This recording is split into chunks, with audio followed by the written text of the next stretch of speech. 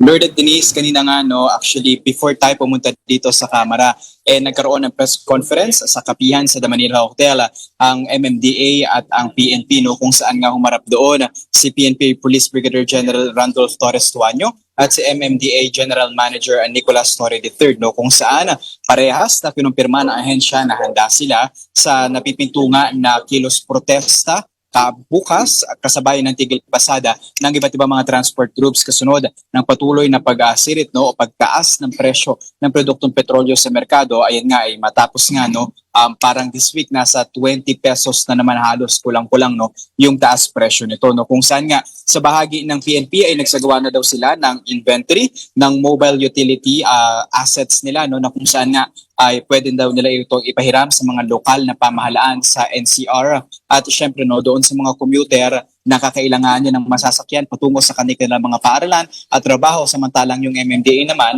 ay magsasagawa rin, no, o magbibigay din ng libreng sakay sa mga motorista, sa mga commuter, no.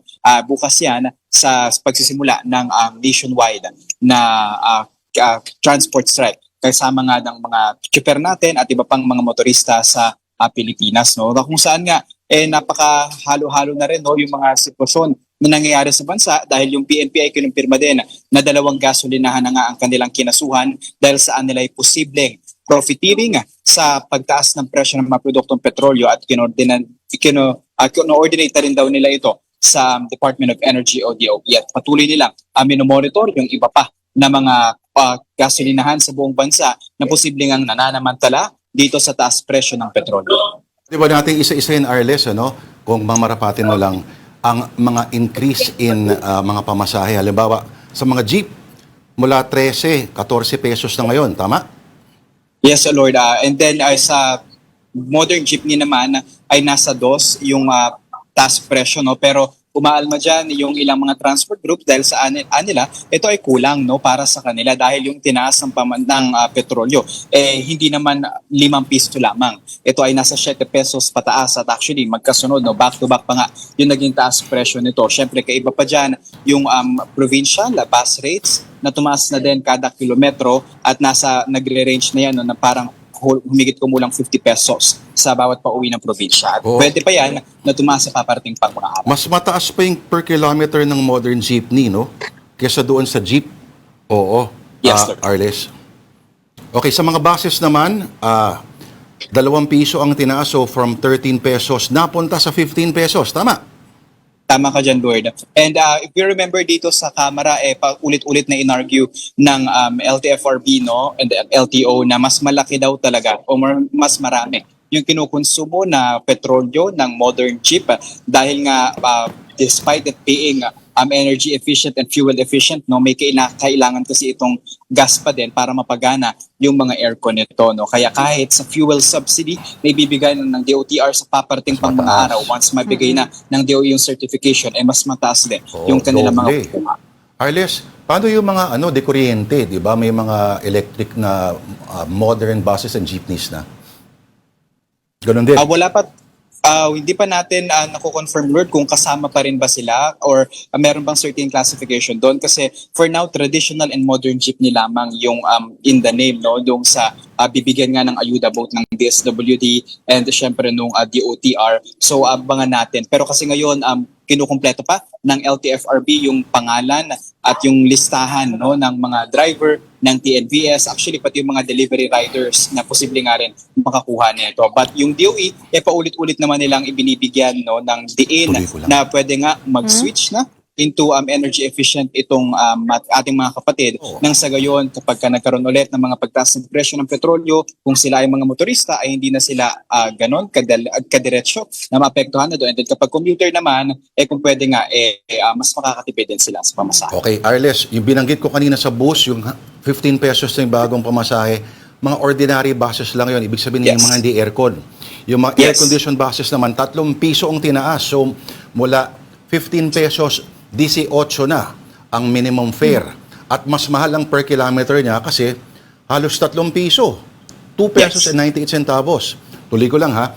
O sa TNVS naman, okay, by 20 pesos across all vehicle types pala per partner, iba-iba pala. So sa sedan, kung dati 45 pesos yung base fare, 65 na ngayon. Ang AUV, SUV from 55 naging 75 na agad. Mataas, oo. Hatchback from 35, 55. Yung premium, 145 naging 165 na. Walang sinabi sa taxi. Actually nga, Lord, no? Pati yung UV Express, actually, inihintay din natin kasi kasama sila sa mga umalma nung humarap dito sila sa kamera na tila yung mga jeepney drivers at mga delivery riders lamang daw yung napapansin. Samantalang kasama silang mga UV drivers at actually yung or FX pa nga, no, kung pwede pa rin yung tawagin ngayon, yung mga driver na naapektuhan din ito. Kasi parang, if we're not mistaken, nasa 30 pesos pataas yung pamasahe doon sa UV Express, no? And then magkakaiba pa yan, depende kung saan ka pauwi. Kasi sa Cubao, kung saan maraming UV Express, parang yung papunta ng Antipolo nasa 60 pesos, no? And then from market naman until doon sa Susan or Tuktukan area, nasa 30 pesos before. So abangan natin at tututukan kung kasama rin ba talaga sila doon sa mga fare increases na provisional man or for good na nga dahil sa taas ng presyo ng petrol. Tricycle pa, Jack, hindi covered, Arles? Hindi pa. Wala pa, Lord, na ibinibigay na taas presyo sa pamasahe sa kanila. Kaya ngayon, hati pa din yung mga motorista, yung mga tsuper natin dyan, dahil sa kanila daw, yung kanilang mga sinusundo, no, yung binibigyang serbisyo, mga typical at normal na manggagawa rin naman. Kaya daw, kung bibigyan sila ng dagdag na pamasahe, baka daw mahirapan din ang mga ito. No? At isipin na nga na pumili na lang yung mga DNVS at yung mga ride-hailing application. And then, kabukod pa dyan, syempre, no, hindi din naman daw sila pwedeng basta-basta magtaas on their own. Kailangan pa din dumaan sa tamang proseso at huwag umabuso. Kaya pwede pa rin i-report nga sa LTFRB at LTO yung mga posible na magsamantala sa ganitong mga posibleng pangyayari sa mga pagtaas ng petrolyo. Ako, Arles, isang tanong lang. Balikan ko yung kanina, yung libreng sakay encouraged by PNP Chief Nartates. I know police vehicles were being prepared for that. Pero paano naman yung mga araw-araw ay napakahaba ng biyahe katulad ng mga bus yung mga sinasakyan? Is there a way to help them out in terms of having, let's say, that yung quote-unquote libreng sakay or may mga programa ba for that kind of commute naman?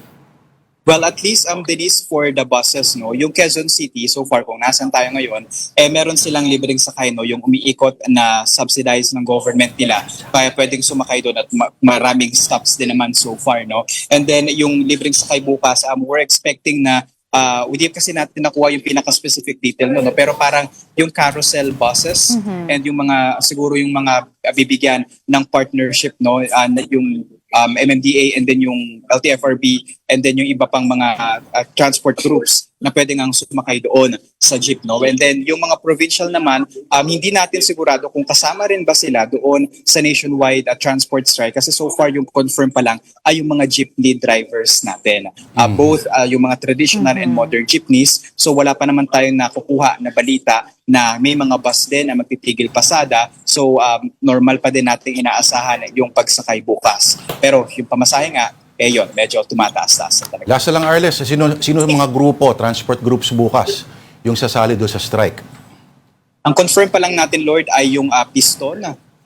Tinaasahan natin yung usual na transport strike nila dito sa bahagi ng Commonwealth. Mananatili sila muna and then magkakaroon din probably ng mas maikling programa bago kung saan nga no, paulit-ulit nila na isisigaw yung kanilang posisyon dito dahil kahit yung provisional fare hike na ibinigay nga ng LTFRB ay nila kulang pa rin para sa kanila. Lalo pa na nasa 30 pesos, higit kumulang yung tinaas ng presyo ng kada litro ng iba't ibang mga produktong petrolyo. Sa diesel nga, pag-iikot natin, may nasa 114 pesos na. Ang malala pa, yung ibang mga gasoline stations, parang hindi sila ready na mag 3 digits yung kanilang mga kada litro ng petrolyo. Kaya yung iba, nakita natin kanina, naka-tarpaulin na, yung iba naka-whiteboard marker na, and hindi na nila nagagamit yung parang LED screen nila kung saan nakapaskil yung kanilang mga presyo ng bawat petrolyo. Nalito na, no? Lagyan na lang nilang XXX. Ganun kataas yung presyo, kinulang sila ng numero. Wow! Parang yung sa mga gymnastics dati. Hindi, Alright, kasi wala pa naka-perfect score noon eh.